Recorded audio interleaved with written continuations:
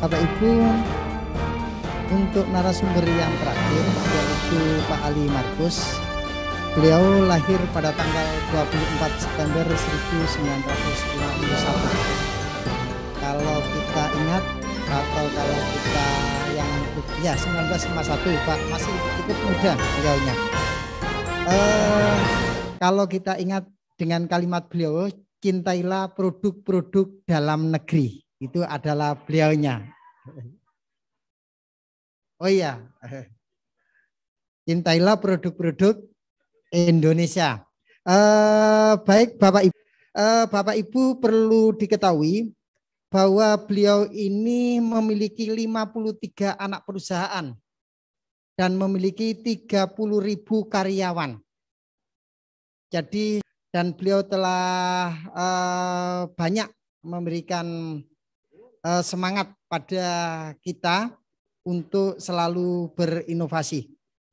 Terus ada lima hal yang menjadi etika kerja bagi beliaunya, yaitu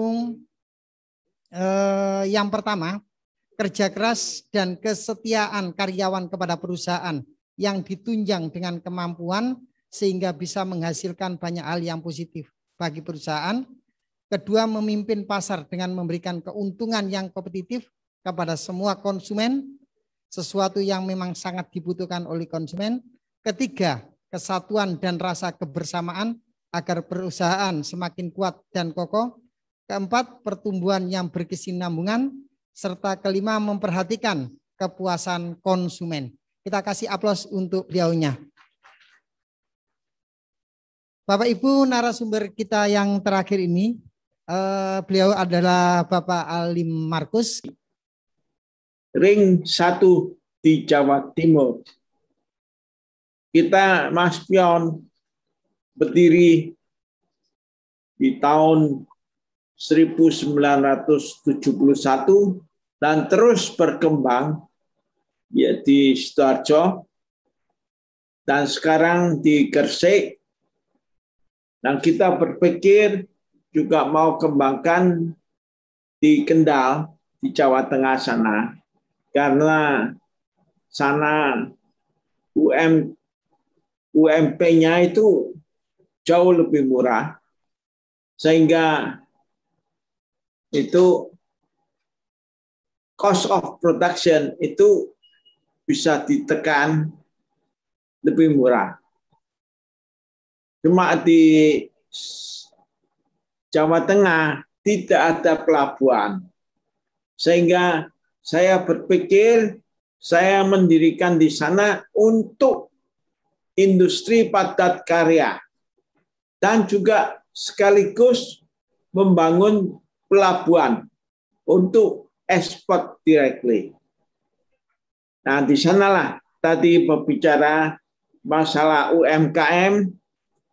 Kami memang, saya bermimpi menciptakan 1 juta UMKM. Luar biasa, kita kasih aplaus. Ya, terima kasih. Yang mana UMKM ini kita harus bisa bersaing, harus bisa berdiri usahanya, sehingga kita kasih diskonnya sama dengan distributor, ialah 15 plus 5% cash discount. Kalau UMKM-nya ini 3 bulan dia bisa menjual 80 juta, kita tambah lagi 2%. Kalau bisa 125 juta, kita kasih 2,5%. Tentunya kalau dilihat bisa menjadi di bawah 0. Yang di bawah 0 ini maksud saya adalah itu rugi. Jadi, you kalau berdagang, kalau berusaha, tidak untung ya berarti rugi. Berani untung juga harus berani rugi di sana. Ya, jadi yang mana saya juga anjurkan, memang kita Mas Pion Bank selalu memberikan itu tabungan dahsyat untuk yang permula, untuk yang UMKM. Tabungan dahsyat itu 5% per tahun. Sehingga kita gandengkan dengan UMKM.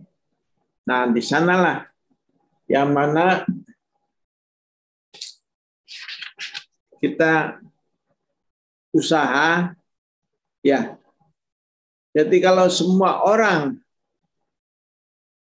dia itu maunya enak saja, ya memang di PNS. Tapi kalau mau maju dari kecil-kecilan, kita berusaha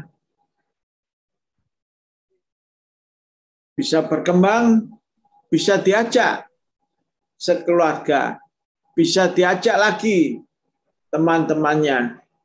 Kalau you bisa memperkerjakan banyak orang, berarti you usahanya sudah mantap, dan you kalikan. You kalau sendirian, usahanya untungnya sekian. Jadi kalau 10 orang, lain lagi. Kalau 100 orang, lain lagi.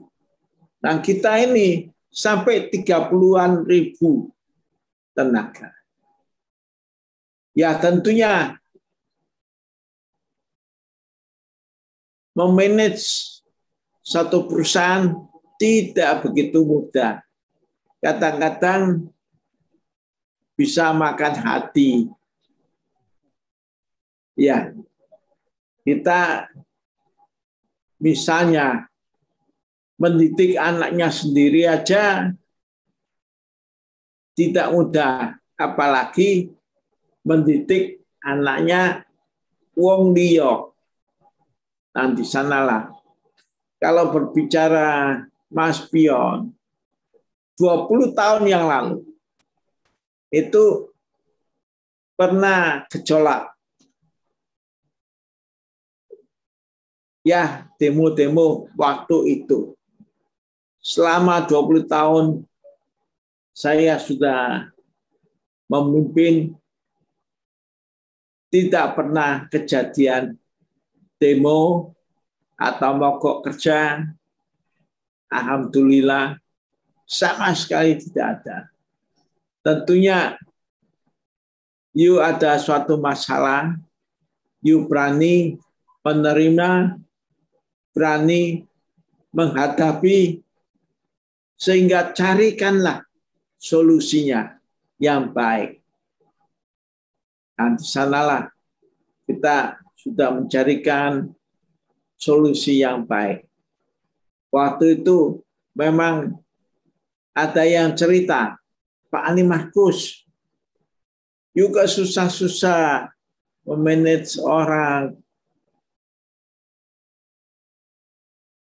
Ya, katanya memberikan nafkah pada orang itu pahalanya besar. Coba pahalanya besar, itu tentunya banyak perjuangan. Nah, di sanalah ya mudah-mudahan pahalanya besar karena kita memberikan nafkah pada orang banyak. Bahkan Gubernur Bukoviva, Pak Ali Markus, Mas Pion jangan pindah ke Jawa Tengah ya. Ya, tentunya kita biarpun berkembang di mana-mana, tentunya kita tidak akan lupa Sidoarjo, presidennya kita yang Jokowi ini. Dan kita merasakan bangga ada presiden. Kira-kira saya perhitungkan 2035 Kalau bisa terus begini macam Indonesia bisa maju, bisa menjadi the world class ekonomi yang kelima. Ya, mudah-mudahan kita harapkan karena jumlah penduduknya kita adalah 270 juta, nomor 4 di dunia, sumber alamnya yang berlimpah-limpah, baik itu nikel, baik itu tembaga, emas, dan lain-lainnya, luar biasa Indonesia. Oke, kita sebagai warga negara Indonesia yang baik, tentunya cintailah produk-produk Indonesia. Terima kasih. Wassalamualaikum warahmatullahi wabarakatuh. Waalaikumsalam. Terima kasih, kita kasih aplaus untuk beliaunya, Bapak Ibu, luar biasa sekali. Terima kasih. Ya. Terima kasih Bapak Ibu untuk kegiatan acara selanjutnya. Panelis yang akan disampaikan oleh Bapak Dr. Haji Ahmad Fatoni, MPD. Kemudian setelah itu akan kita lakukan tanya jawab. Jadi untuk hari ini kita hanya cukup satu panelis, yaitu dari Bapak Dr. Haji Ahmad Fatoni, Prodi MPD. Jadi untuk hari ini kita hanya cukup satu panelis, yaitu dari Bapak Dr. Haji Ahmad Fatoni, Prodi MPD, karena langsung aja Bapak Ibu untuk menghemat waktu, Bapak Dr. Haji Ahmad Fatoni, Prodi MPD, kami persilakan. Assalamualaikum warahmatullahi wabarakatuh.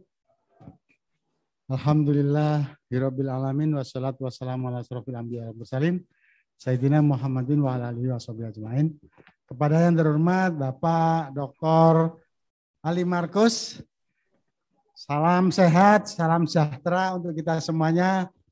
Alhamdulillah kita punya suhu yang praktisi, yang dulunya banyak menghadapi tantangan, sekarang sudah waktunya panen. Tapi alhamdulillah tadi cerita beliau, produk-produk Indonesia itu harus menguasai dunia dengan teknologi yang sekarang canggih. Bapak dan Ibu sekalian, khususnya Ketua Dewan Pendidikan Jawa Timur dan Ketua Dewan Pendidikan Sidoarjo, beserta para praktisi pendidikan, kepala-kepala SMP, MTS, dan beberapa pihak yang lain. Hari ini, pertemuan ini inspirasinya awalnya dari lembaga atau Dewan Pendidikan Sidoarjo. Itu salah satu inspirasinya adalah dari Bapak Ali Markus, yang 2 bulan yang lalu juga menyampaikan. Pada waktu itu ada acara kami dengan beliaunya MOU. Terus beliau sampaikan, tolong kita bisa ciptakan 1 juta pengusaha. Bagaimana ini? Maka alhamdulillah kita sampaikan ke Dewan Pendidikan bahwa Sidoarjo itu adalah kota UMKM. Bagaimana supaya konkret dari yang abstrak menjadi konkret. Maka semua ini kita kerahkan. Kami dari perguruan tinggi mengerahkan dosen-dosennya. Kebetulan saya Presiden Asosiasi Dosen Republik Indonesia. Jadi nanti kalau Pak Ali Markus membutuhkan tenaga pendamping, kami punya 308.000 dosen se-Indonesia, Pak Ali Markus. Jadi nanti 1 juta pengusaha bisa kita arahkan juga, bukan hanya di Surabaya Raya, Sidoarjo, Gresik, dan Surabaya, tapi juga Jabodetabek. Bisa juga dengan gerbang Kertosusilo. Bagaimana langkah-langkahnya? kami sudah catat ini tadi. Alhamdulillah ternyata ada 9 regulasi yang ada di Kabupaten Sidoarjo ini. Ada 9 regulasi dan kita tinggal melakukan kegiatan yang konkret. Dan termasuk di pendidikan pun itu ada 1/4 jam jumlah jam pelajaran yang itu bisa menjadikan bagian dari bagaimana membuat pembudayaan atau kebudayaan sebagai watak orang-orang yang entrepreneurship. Nah, jadi dari situ nanti kita keroyok bersama. Kami dari perguruan tinggi akan menyampaikan abstrak, dari yang abstrak kepada yang konkret dalam bentuk model-model. Bapak Ibu yang dari kepala sekolah SMP itu menyiapkan bagaimana life skill yang tadi disampaikan oleh Ketua Dewan Pendidikan, ya, yaitu life for learning for life, learning, pokoknya LL lah, learning for L apalah itu ya. Itu sudah kami catat semuanya. Dan untuk yang di dalam rumah tadi disampaikan oleh Pak Zaki bahwa ternyata kalau di Australia itu yang namanya masak goreng telur nggak sembarangan itu. Dan berbagai macam itu ada life skill di dalam rumah sendiri. Kemudian kami juga akan merangkul para pengusaha UMK. Karena apa? Kalau di Pak Ali Markus sudah paham betul bagaimana ada halal centernya di sana. Kami ada halal center nanti mengajak teman-teman semua mendampingi. Nah, termasuk Bapak Ibu sekalian juga berpeluang menjadi pengusaha. Ini kepala-kepala sekolah berpeluang pengusaha. Saya sendiri juga walaupun jadi rektor juga, saya direktur CV masih, CV Kemilau Sejahtera. Untuk dosen-dosen yang mau punya usaha, pakai nama saya, pakai PT saya. Nah ini bagian dari itu. Nanti Bapak Ibu sekalian, saya tadi baru mencermati bahwa kalau kita berkolaborasi dengan Mas Pion Group, ternyata kalau kita bisa sampai punya aset 180-an juta, itu ada potongannya itu 25%. Ya betul Pak ya, 25%. Ini enggak gampang ini. Nah ini mumpung kita ketemu kolaborasi di sini, ayo. Jadi saya ingin ciptakan satu kata lagi, bahwa Sidoarjo adalah total kolaborasi antara pengusaha besar, pengusaha kecil menengah retail, termasuk juga adalah pengusaha yang bersama-sama dalam bentuk 3-in-1. Apa itu Bapak Ibu sekalian? Bapak Ibu sekalian sudah terbiasa dibentuk untuk memproduk jasa maupun produksi atau barang.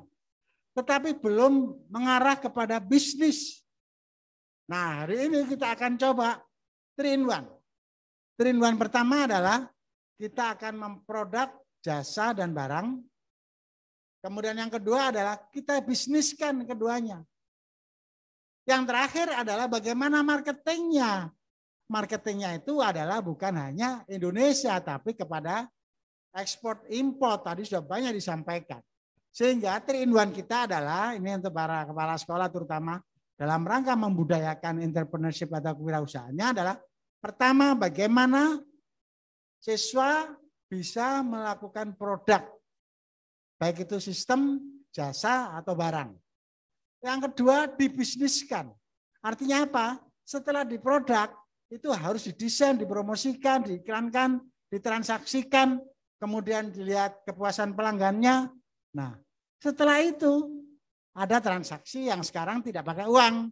Jadi saya nggak punya uang, kantong saya nggak ada uang, hanya apa? Hanya kartu-kartu saja. Ada kartu Oyo, ada kartu Pesing gitu ya. Nah, karena kan namanya Oyo itu. Yang terakhir Pak, Sidoarjo ini saya sadar. Enggak, kalau kita ini orang internasional. Kita ini loh Pak, Sidoarjo, Jawa Timur, itu Sidoarjo terbesar Pak. Apa? Yaitu bandaranya. Jadi kita ini orang internasional. Maka kita juga punya pelabuhan di Surabaya juga internasional. Di Sumeneb juga internasional. Ya, maka kita harus punya pikiran internasional. Nah, alhamdulillah yang 3 tadi adalah manajemen ekspor import.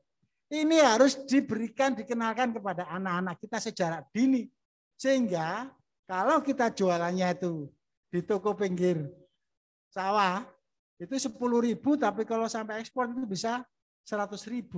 Nah, pemikiran-pemikiran ini bisa kita lakukan.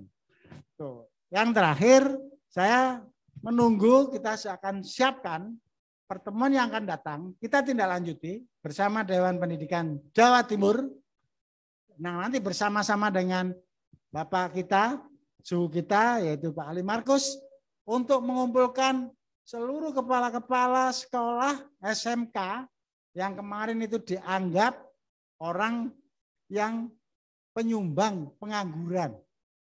Nah, ini akan kita hadapi dengan solusi, antara lain adalah adanya 1.000 atau 1 juta pengusaha, baik itu retail maupun ekspor. Dan saudara sekalian, kita berdoa pertemuan-pertemuan ini bisa kita laksanakan. Kami bentuk tim panelis, sudah membentuk seluruhnya yang kita bicarakan, kita teks, kita akan transkrip, kita jadikan buku.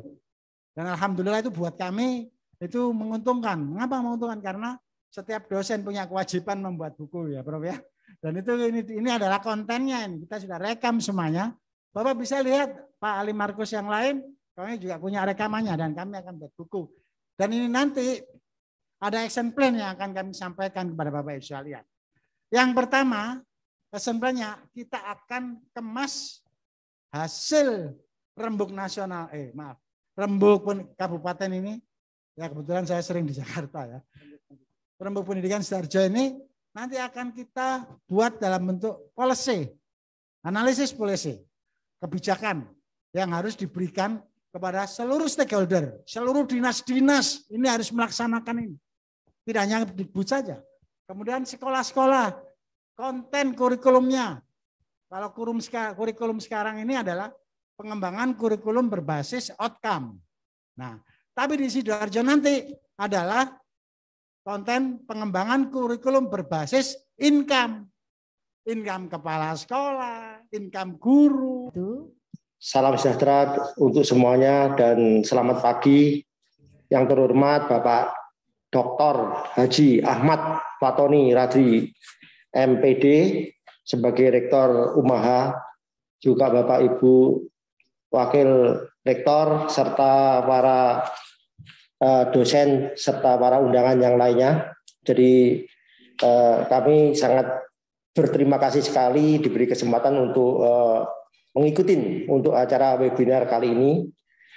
Namun perlu kami sampaikan sebelumnya, mohon maaf, owner kami Bapak Dr. Ali Markus tidak bisa menghadiri karena kesibukan beliau yang tidak bisa ditinggalkan. Jadi mungkin saya wakili saya, Pak Hadi dari PT Maspion, dan rekan kami sebelah kami Pak Bram dari Bank Maspion. Yang pada intinya kami di sini ingin menyampaikan bahwa peran daripada industri terhadap dunia kampus ini sangat ada hubungannya yang sangat erat sekali. Karena dengan kemajuan teknologi yang luar biasa saat ini, maka mau tidak mau industri ini juga harus mengikuti. Salah satunya kebetulan kami berdua ini bergerak di bidang marketingnya. Marketing. Jadi artinya kita mungkin lebih cenderung ke hal marketing. Apa hubungannya dengan dunia kampus? Karena yang perlu kami sampaikan di sini adalah kemajuan teknologi yang sangat pesat ini. Maka kalau dahulu kami kalau memasarkan barang itu lewat tradisional market. Artinya kita hadir di pasar-pasar, di toko-toko, terus ke langganan-langganan. Itu secara fisik kami hadir dan datang ke tempat-tempat tersebut. Maka dengan kemajuan teknologi yang saat ini lagi pesat sekali, Maspion mencoba untuk menghadirkan atau mengikuti dengan cara kemajuan dengan teknologi yang sangat luar biasa ini. Nah tentunya ini tidak lepas dari peran dunia pendidikan, terutama dari universitas-universitas yang terkemuka termasuk UMAHA ini juga berperan pada kami semuanya, sehingga kami banyak menyerap tenaga-tenaga yang dihasilkan oleh universitas sebagai generasi muda.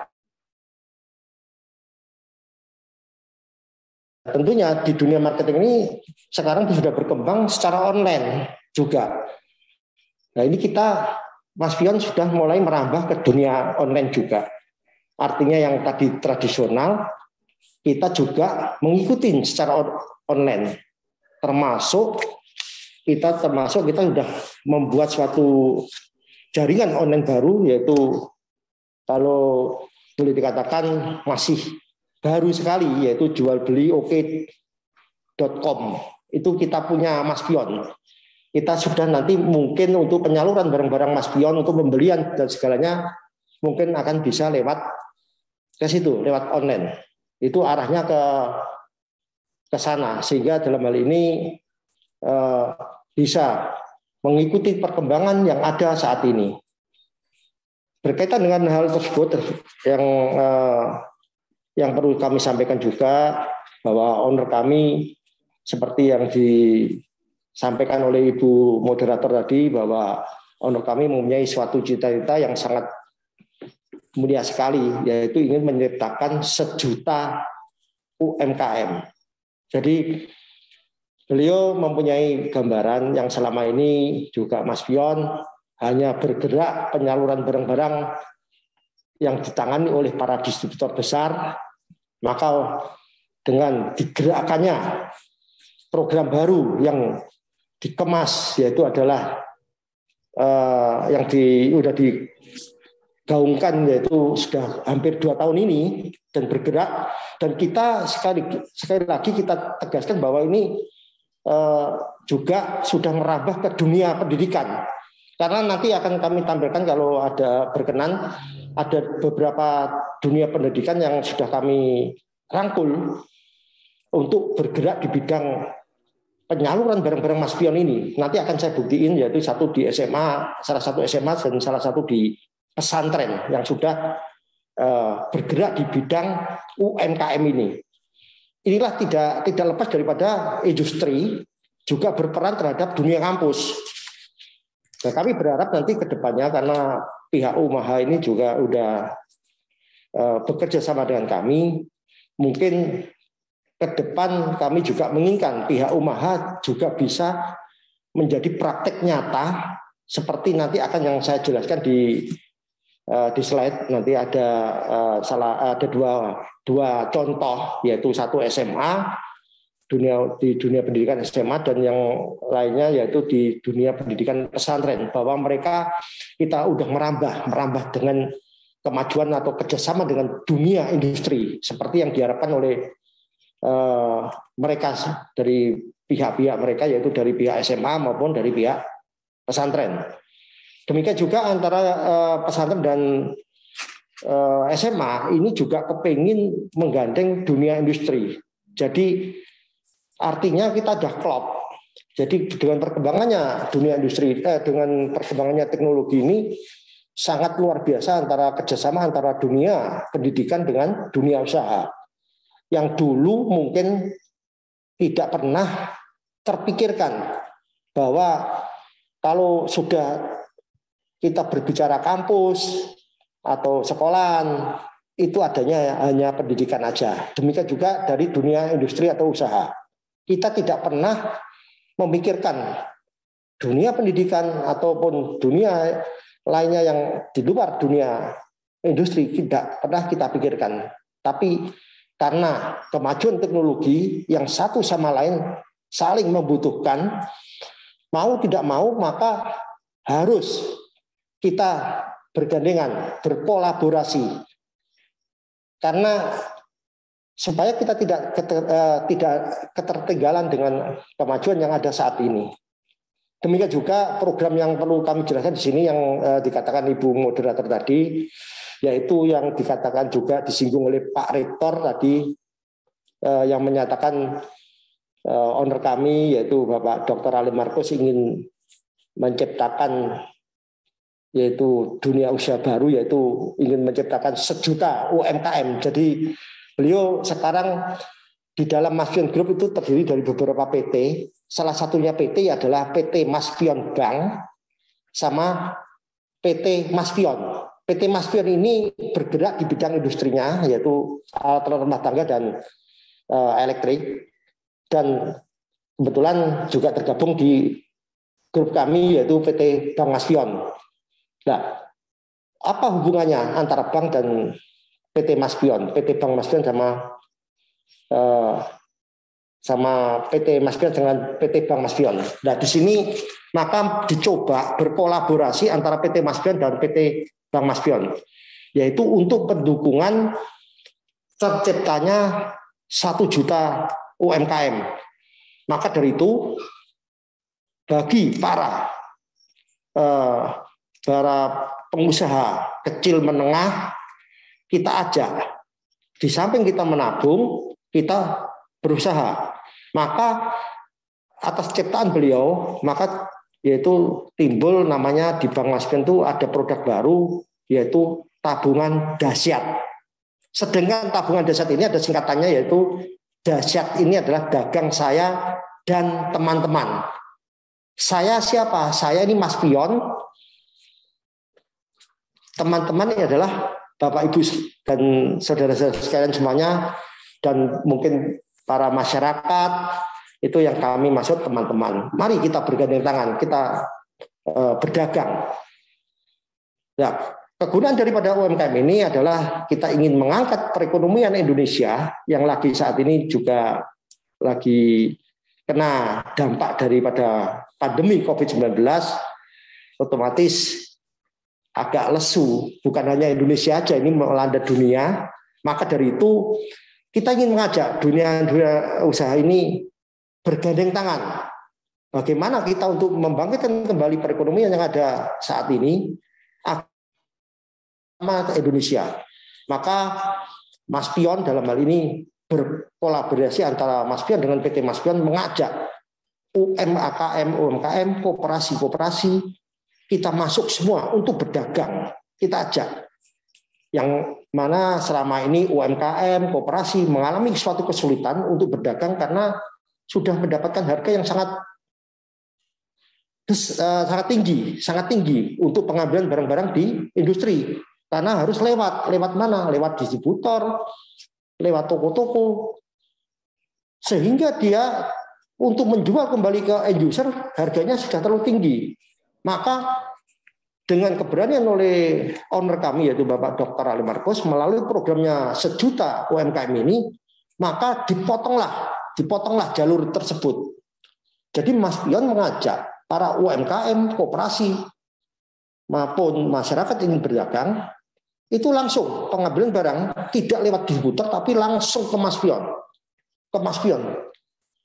Tentunya dalam hal ini akan membuat harga lebih murah dan supaya perekonomian yang dari bawah ini rame, otomatis akan membantu segera membangkitkan perekonomian yang ada di Indonesia ini segera bangkit. Karena sasaran yang utama kita itu adalah ke lapisan yang paling bawah. Dengan demikian lapisan paling bawah kalau jadi rame otomatis akan mengangkat secara umum, pada umumnya akan mengangkat semuanya. Itu pemikiran daripada kami. Sehingga hal ini perlu kami sosialisasikan ke Bapak Ibu serta ke saudara-saudara sekalian bahwa kami ingin berpartisipasi untuk mengajak bersama-sama. Mari kita ciptakan untuk UMKM ini, 1 juta UMKM ini.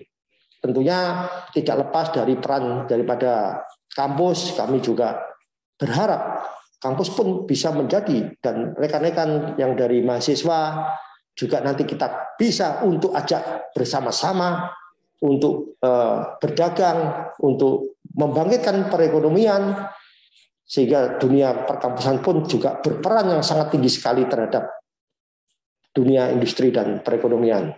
Nah, tentunya dalam hal ini mungkin yang bisa kami sampaikan dari kami, mungkin ada kurang dan lebihnya kami mohon maaf.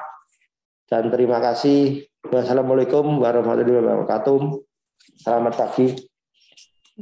Waalaikumsalam warahmatullahi wabarakatuh. Terima kasih dari grup kita, Mas Pion, Bapak Hadi dan Bapak Bram atas penyampaian materinya. Dan Bapak, kami sekalian mau menginfokan bahwa di Hotel Inneo di sini sudah hadir dari para wakil rektor, para dekan dan para kaprodi. Nanti juga akan berdiskusi karena beliau-beliau yang ada di sini adalah membawa UMKM yang mungkin nanti bisa bekerjasama dengan Mas Pion untuk menciptakan sejuta pengusaha.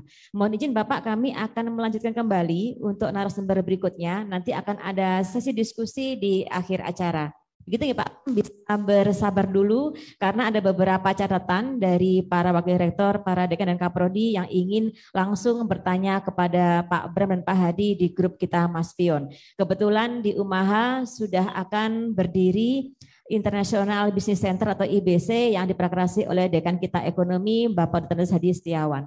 Mungkin nanti ada sesi diskusi Bapak kepada grup Mas Pion kita. Dan kami ingatkan Bapak Ibu yang hadir secara online, silahkan nanti mengisi daftar hadir di link Zoom chat Bapak Ibu masing-masing karena di akhir acara akan kami berikan sertifikat langsung di email Bapak Ibu masing-masing.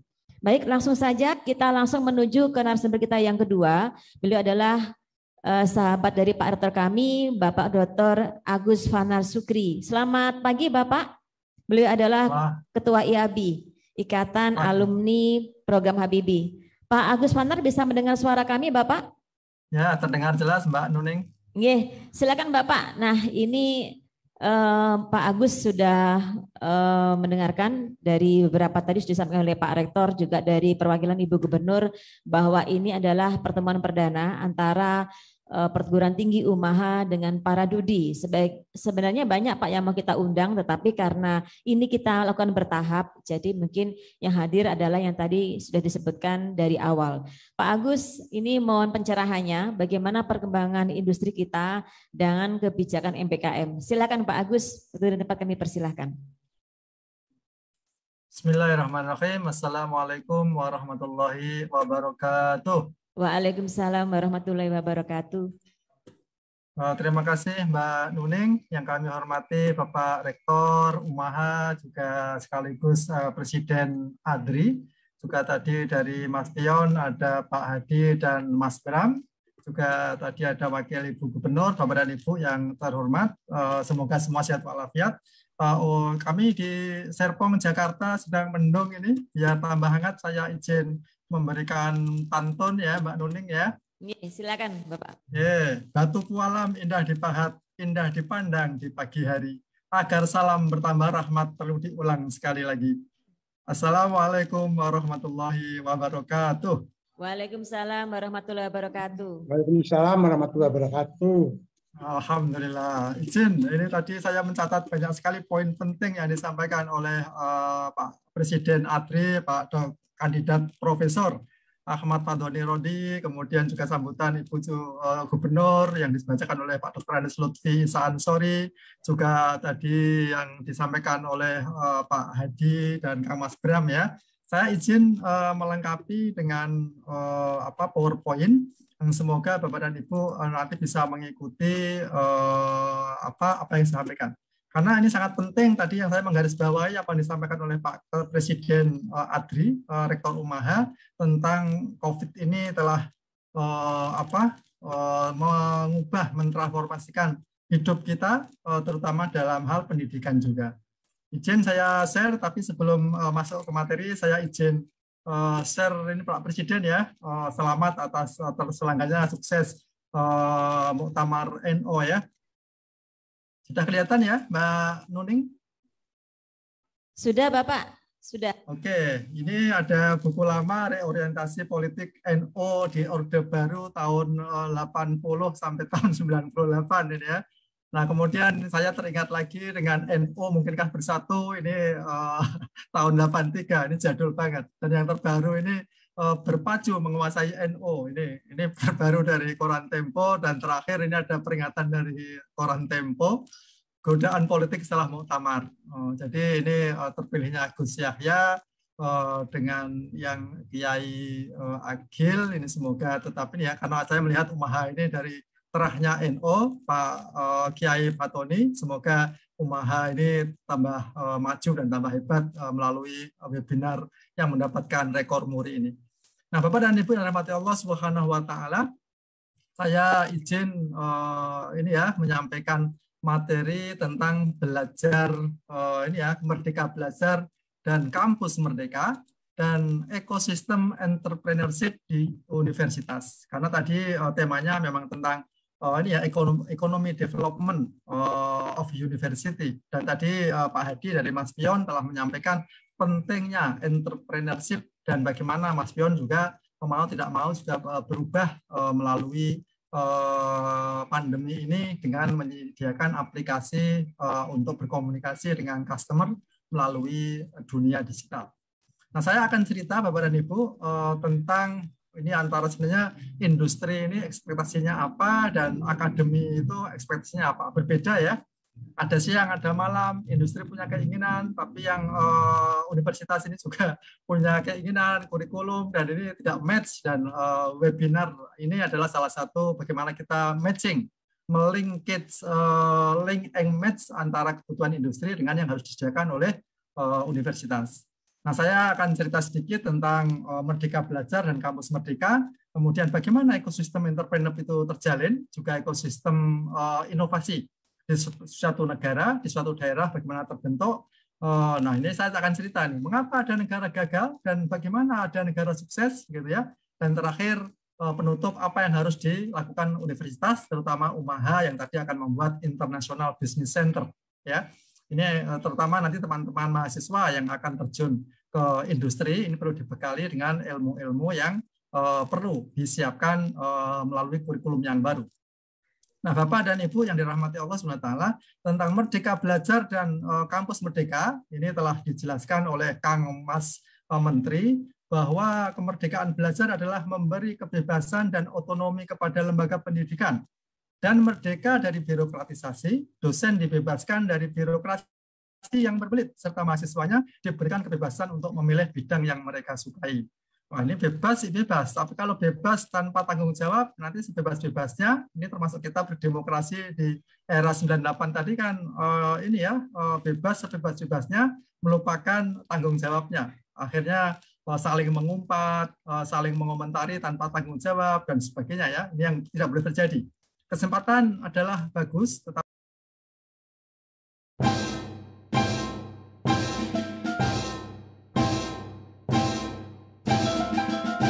ayo kawan kita kembangkan diri, profesi dosen dan ahli yang mandiri, tingkatkan tridharma perguruan tinggi untuk membangun bangsa dan negara agar jaya di buana raya.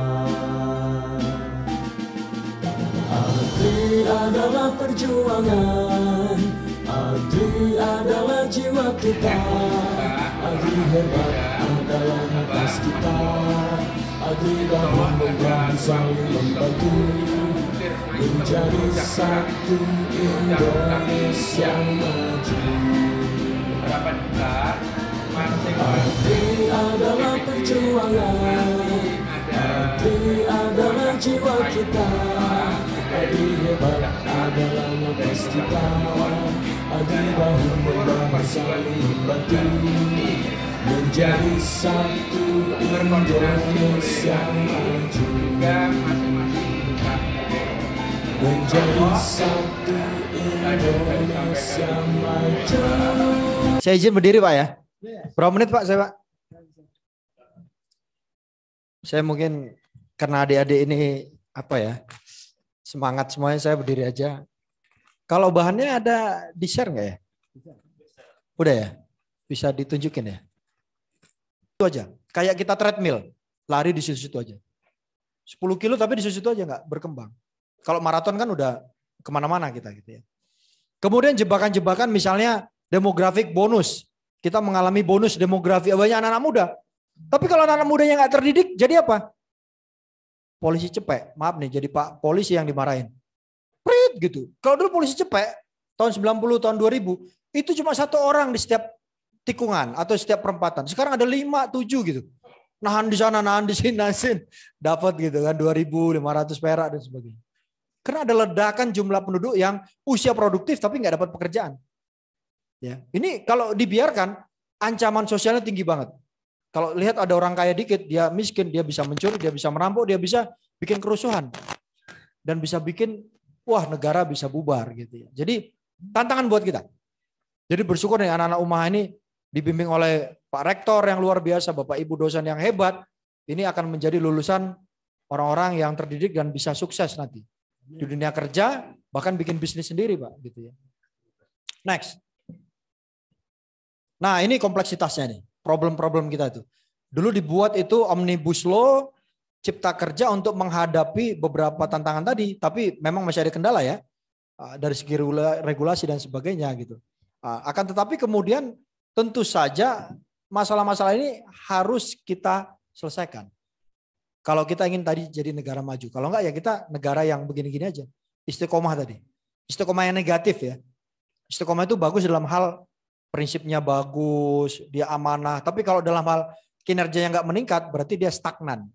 Gitu. Dia nggak bertumbuh, dia nggak berkembang gitu. Kan kita nggak mau, kita kan pinginnya bisa jadi orang yang lebih baik, bisa jadi orang yang lebih sukses kan gitu yang kita inginkan. Next.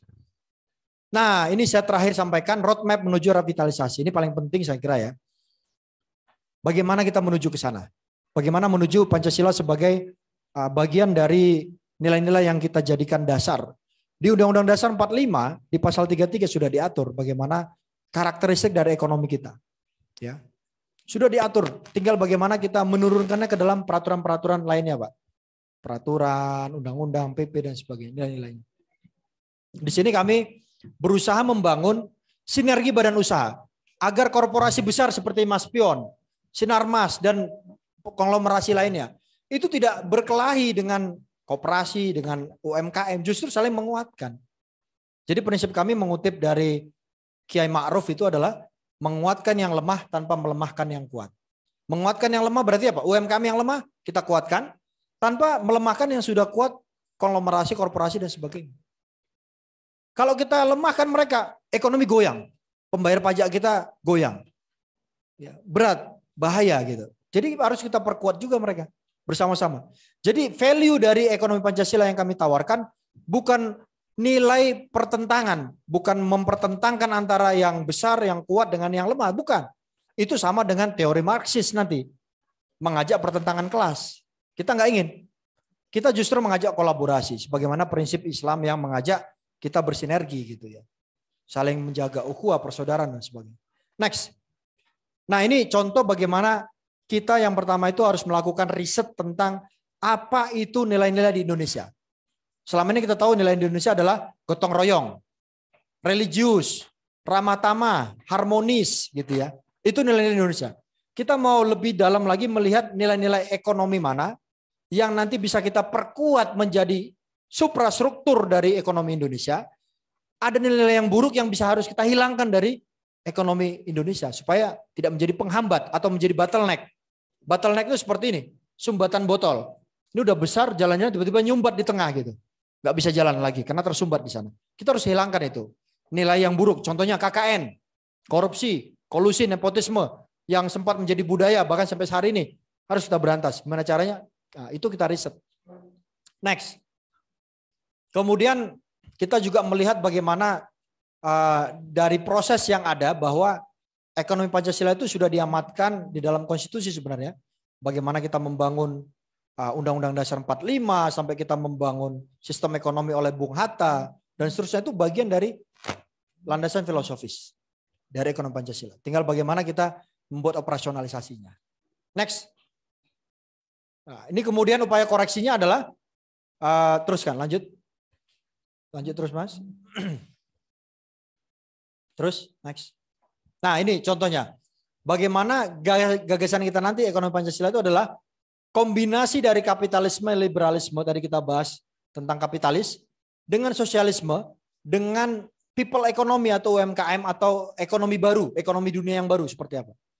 Itulah salah satu jalan di mana kita mencari values konstruksi, konsep, dimensi dari ekonomi Pancasila. Ya, jadi sesuatu yang saya kira akan sedikit berbeda dari Prof. Mubiarto dulu gitu ya, gagasan ekonomi Pancasilanya. Karena kita kemudian mencari landasan empirical yang lebih praktis dan aplikatif gitu. Tidak mengarah kepada pertentangan. Next. Nah ini contoh nanti kalau kita ada riset kita akan temukan nanti konstruksi konsepnya, prinsip dasarnya, daya saing, inklusivitas, gotong royong, inovasi, karakteristik, keberlanjutan. Gitu kita bahas sampai tuntas di dalam riset ini. Next. Nah teruskan Mas, lanjut. Terus. Nah, ini contoh yang saya tawarkan agar kita bisa membangun nanti pusat kolaborasi riset. Ini adalah sebuah pusat riset yang menjadi hostnya adalah kampus, universitas. BRIN mensupport. Tadi syaratnya misalnya 5 peneliti dari kami, doktor, 5 doktor dari UMAHA gitu ya. Nanti menggandeng Mas Pion atau perusahaan lainnya. Kita membangun sebuah kegiatan-kegiatan, runtutan kegiatan yang mengarah kepada satu titik yang bersama. Fokus bersama. Misalnya PKR wirausaha. Pusat kolaborasi riset kewirausahaan. Jadi bagaimana membangun tadi adik-adik kita di SMK itu menjadi orang-orang yang siap bekerja di industri. Kita bangun nanti model bisnisnya, model ekonominya yang baik, yang perfect lah mendekati sempurna, yang bisa melibatkan pentahelix, pebisnis masuk, periset masuk, pengusaha pemerintah masuk gitu ya, dosen masuk, semuanya ahli masuk untuk membangun tenaga kerja yang lebih baik, bisnis yang lebih kuat. Itu contohnya ya. Next. Nah, ini nanti kita bisa bahas Pak, bagaimana PKR itu bisa dilakukan ya. Next, terus lanjut. Nah, untuk adik-adik ini good news-nya adalah kita juga punya program-program. Terus Mas. Nah, ini yang pertama adalah programnya Research Assistant. Jadi asisten riset ini adalah skema untuk bekerja sama dengan BRIN. Adik-adik yang sedang mahasiswa di sini, mahasiswi S1, S2, S3 itu bisa menjadi asisten riset di pusat riset kami. Jadi sekarang kami sedang mencari sekitar 5 orang gitu ya, mungkin bisa 2 dari UMAHA gitu, 3-nya dari tempat-tempat lainnya yang tertarik pada riset-riset korporasi, koperasi dan ekonomi kerakyatan dan UMKM gitu misalnya, bergabung ke kami. Nanti bisa bekerja online, bisa kadang bertemu offline, bisa atur lah gitu. Nah, nanti tugas adik-adik yang menjadi riset asisten tadi adalah membantu proses-proses dalam riset, pengolahan data, analisis dan sebagainya. Dan itu bisa membantu CV-nya. CV, kurikulum vitae, biodata, kalau sudah pernah magang, pernah menjadi riset asisten, itu lebih menjual nanti ketika dia lulus gitu daripada hanya sekedar mahasiswa. Ya. Ada imbalannya di sini sekitar kalau nggak salah 4 juta ya. 4 juta rupiah untuk setiap bulan. Nah, itu kan lumayan menarik lah untuk adik-adik mahasiswa. Yang kedua ada program postdoktoral. Misalnya ada peneliti atau dosen dari UMAHA yang baru selesai S3. Kita bisa tarik untuk riset yang sama fokusnya tadi, bekerja di BRIN, tidak harus bekerja fisik. Di sini tetap bekerja di sini. Begitu dia publikasi, nanti dia punya 2 afiliasi. Satu adalah A, misalnya namanya Muhammad Hasan, A, B. A-nya adalah UMAHA, B-nya adalah BRIN. Terbit di Q1 jurnal Scopus. Gitu. Cukup gitu. Itu sekitar mungkin 15 juta per bulan ya. Lumayan lah ya untuk lulus S3 masih cari-cari riset, tiba-tiba langsung digandeng, langsung kerja gitu. Ada barista, bantuan riset, talenta riset dan inovasi. Itu adik-adik yang di di tahun-tahun terakhir untuk menyelesaikan risetnya kita kasih bantuan uang kuliah tunggal. Ini ada di BRIN ya skemanya. Next. Nah, untuk yang level senior, visiting researcher itu ada programnya VR, visiting researcher. Misalnya Bu Nuning sudah jagoan gitu ya, nggak cocok kalau di postdoc gitu. Nah, gabung di visiting researcher. Ini mungkin sekitar 25 juta Bu ya, dapat per bulannya skemanya. Itu lagi diproses di Kementerian Keuangan untuk SBM ya. Standar biaya masukan lainnya SBML gitu, sedang diproses. Tapi bocoran saja buat rekan-rekan supaya semangat lah. Bisa berkolaborasi, bisa dapat reputasi yang baik sebagai mahasiswa, sebagai periset, sebagai dosen, sekaligus juga bisa mendapatkan penghasilan yang oke lah. Jadi poin dapat gitu. Koinnya dapat, poinnya juga dapat. Next. Nah, kolaborasi kita nanti ke depan bukan hanya di organisasi riset ekonomi atau pusat riset saya, Pak. Kita punya 12. Dari maritim, hayati, lingkungan, pertanian, kesehatan tadi ya. Fikes kan, arkeologi, ilmu pengetahuan sosial, politik tadi kita bicara dengan Pak Said tadi politik misalnya. Ada nuklir kalau ada di sini gitu ya. Ada manufaktur, ada informatika kalau kita bicara metaverse, bisa dikolaborasikan. Tapi kita awali dulu nanti dengan MOU dan PKS, perjanjian kerjasama dari kita yang menyangkut wirausaha. Setelah itu nanti kita buka pintu-pintu lainnya untuk membuka kolaborasi berikutnya gitu ya. Next. Nah, jadi harapan kami ketika kita melakukan riset tentang ekonomi Pancasila, kita mulai menemukan value-value, nilai-nilai dari ekonomi Pancasila, kita mendorong nanti nilai itu seperti garam. Garam itu kita lihat nggak kalau di makanan?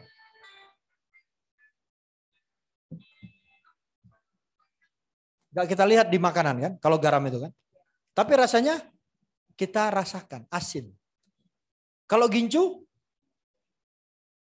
warnanya mungkin nggak ada rasanya kan gincu itu. Tampilannya keren tapi nggak ada apa-apanya gitu. Nah kita memilih lebih pada garam.